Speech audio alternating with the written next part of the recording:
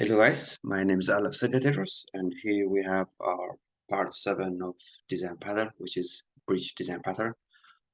And let's start. Okay. So in this bridge design patterns, the design patterns helps to decouple abstraction from the implementation by developing bridge between those two entities. And we will have badly written with no separation of abstraction with implementation. Then we will try to fix this problem by applying this design pattern.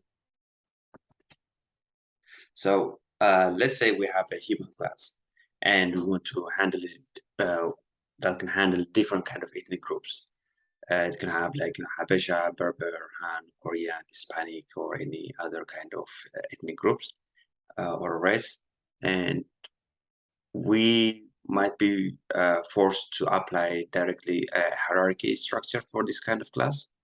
And the issue we have here is like if we have like subclasses and we will have it tightly coupled to the parent, which is human class.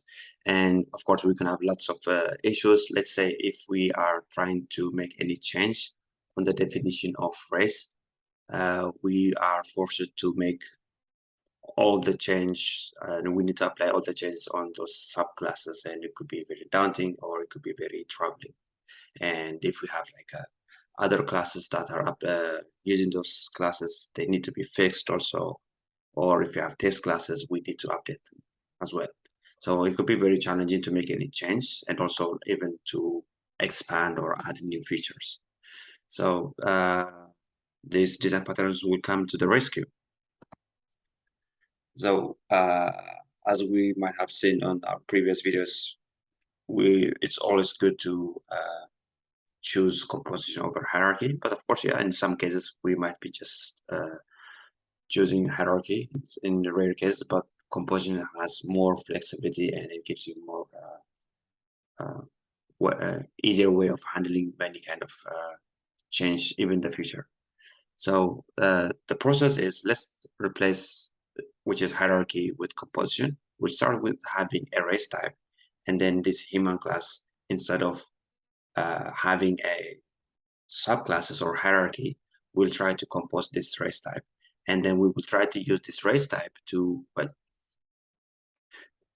not directly a class, but we can make it an interface.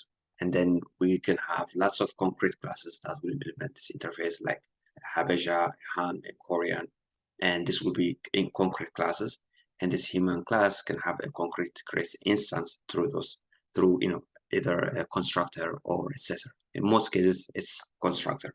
So let's go back to the code and some pictures, and then we can try to see how we are trying to apply. Okay, now here we have a hierarchy by design. So we have this human class and we have this hierarchy or subclasses like Hispanic human, Habesha human, and Korean human. And what if we have different kind of humans? Let's say we have a child and adult, and it will be a child Hispanic human, an adult Hispanic human, and so on and so on. And so the hierarchy will just go on and on. It will be very challenging if we are trying to add more features or even trying to debug any issues. It could be very challenging. So we will try to see how we are applying this in a code, and where is a Java class with hierarchy. So we have a very simple human class, as you can see here, and it's being extended by Hispanic, Habesha, and Korean human. So what if we have different kind of humans? We will have to just like what I have explained earlier. And this could be very challenging because we need to make change on each individual implementation of human. Even if the change is directly focused on race, entity, or class, which we will be discussing on the next Java class. Now, let's see here. So let me try to hide this one. Here we have a human. It's a new human class. And instead of having subclasses based on race, we will try to have a composition of race entity. So we have here a race interface, and this race interface is being implemented by different implementations, by different concrete classes: Hispanic race, Habesha race, Korean race. So those concrete classes, their primary focus is only on race, and this one is on human. So a race become a subset of human. So if we have any kind of issues with race, we can only focus on this implementation or this race interface. And so we are already like separating the concerns we have about race, and we have a human class which is using this race as a fit, which is a composition. So we are setting the value of race using a constructor, and here we are just fetching what we have as a race, and we have this one method which is implemented by human.